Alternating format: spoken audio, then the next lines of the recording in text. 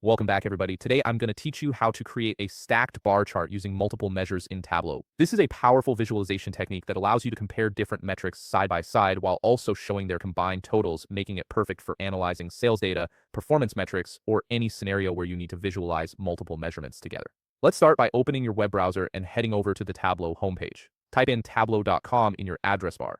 Once you're on the homepage, you'll need to access your Tableau workspace. If you have an existing account, click on the Sign In button at the top of the page. Alternatively, if you're working with Tableau Desktop or Tableau Public already installed on your computer, you can open that application directly instead. Now that you're signed in or have your application open, it's time to create a new workbook. Click on the Explore option in the navigation menu, then look for the New button. When you click it, a drop-down selection will appear with several options. From this drop-down, select Workbook. This creates a fresh canvas where you can start building your visualization from scratch. Next up, you'll need to connect to your data source. In the Start page, under the Connect section, you'll see various options for data sources such as Excel, text file, or different database connections. For this tutorial, click on Files to upload data directly from your computer, browse through your files, and select the dataset you wish to use in Tableau, then click Open. Once your file finishes uploading, which may take a moment depending on the file size, click on Publish Now. You'll be prompted to enter a name for your workbook, so choose something descriptive that helps you identify this project later, then click Publish to save it to your Tableau workspace. Now we get to the fun part, building your visualization. You'll see your data fields organized in the left sidebar.